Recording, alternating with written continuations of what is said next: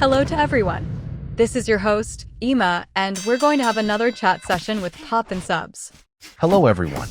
Hello, Ima. You've got a name now. Well, you gave me this name. You're basically talking to yourself because I'm just a part of your imagination. You even named me after imagination. See? Ima. Imagination. Well, yeah, this is better than talking to myself. People might think I actually talk to myself loudly all the time, so I might as well have an AI host with me. All right, I guess. Anyway, so how's your subbing life going today? Oh, just the usual. The Benny Joanna and Benny Gwen OG Diaz interviews got struck down. Oh man, that sucks. But we have to look at it this way. They do have the legal right to take down any video that belongs to them, right? I totally agree with that. But you know, this actually brings up the topic of fan content on the internet, specifically YouTube. We've got reactors, we have content makers who splice together videos, and we have translators and subtitlers like me. Are we the enemy, or are we allies of the Philippine music industry? What do you think, Ima?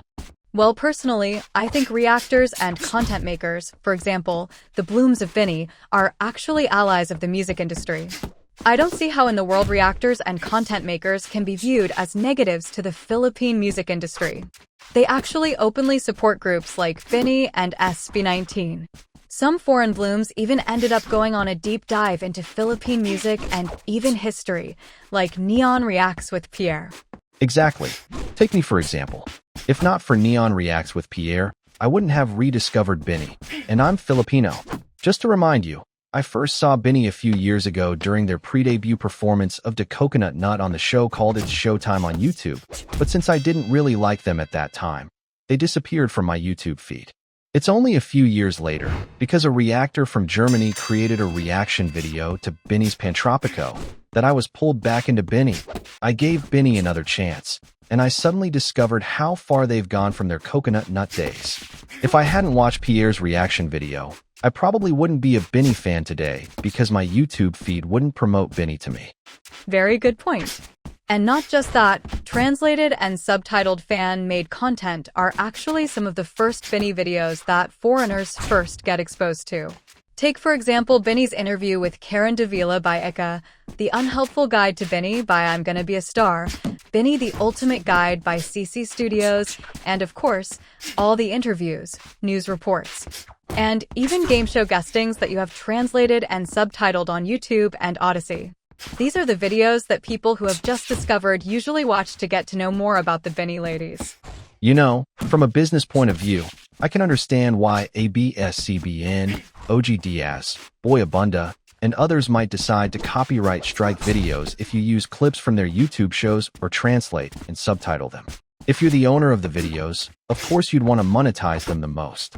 Hey, Benny's popular, videos about them are naturally going to generate thousands or even millions of views, and that's all cool and fine.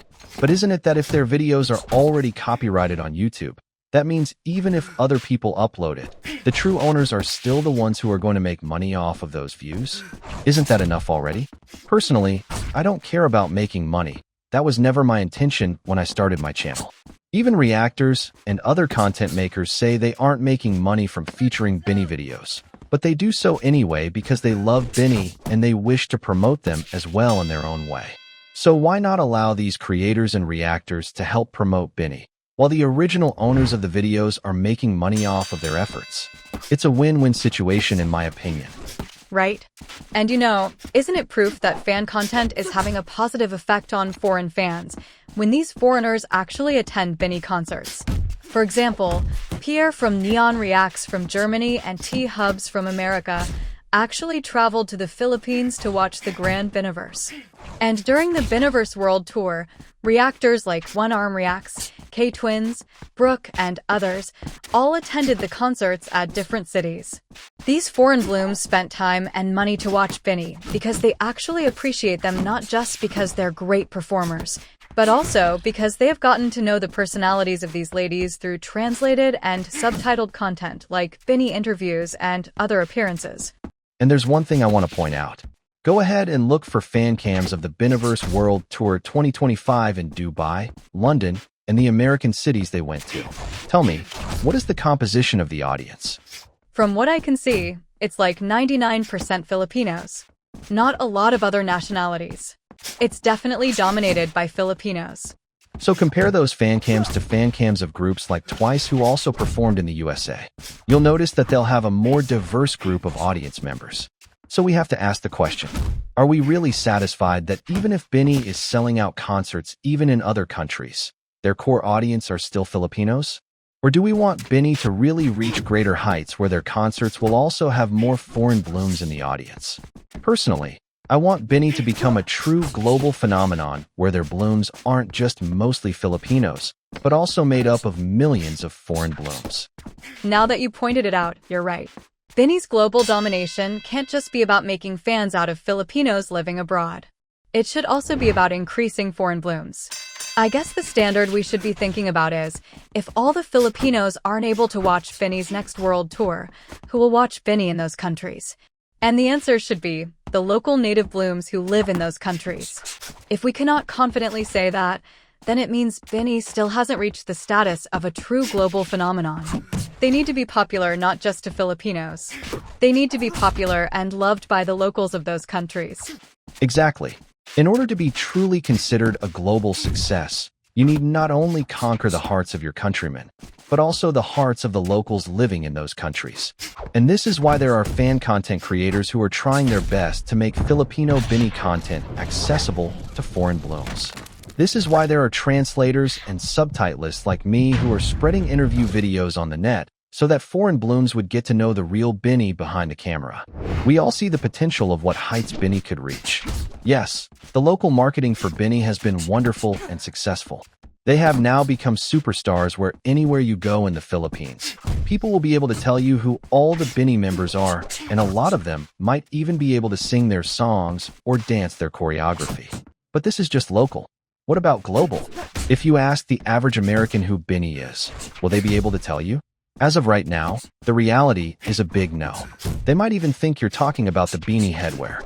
This is the next challenge that Benny has to overcome, becoming a household name even in other countries. If Twice and other Korean groups can do it, so can Benny. Benny has the charisma, they've got the skills, they're the real deal, but they need that push in global promotion. That's what's still lacking. At least Benny themselves seem to be on the right track. For example, their YouTube game show called Benny vs. already had English subtitles when they were released. I guess the Benny team really listened to the fans and they understood that if they really want to become a global hit, then they needed to have English subtitles in their content so that foreigners would have a chance to get to know Benny much better. I agree. That's also one thing that I've been requesting from the Benny team since last year. I'm glad they listened to the fans because if you look at the views of those Benny versus episodes, they're usually between 500,000 and 1 million. The English subtitles definitely worked. But the same cannot be said about other shows featuring Benny. Either they don't add subtitles to the videos or they do it without care. I know what you mean. For example, in that OG Diaz interview with Joanna and Gwen, it's weird how they sometimes put Tagalog subtitles for Joanna and Gwen, but they never put Tagalog subtitles for OG whenever he spoke.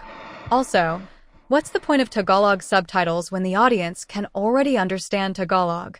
If they're going to make subtitles, why not make one for another dialect or even language? For example, English? Why not English subtitles? What in the world was their thought process here? At least if you're going to do something, do it moderately well.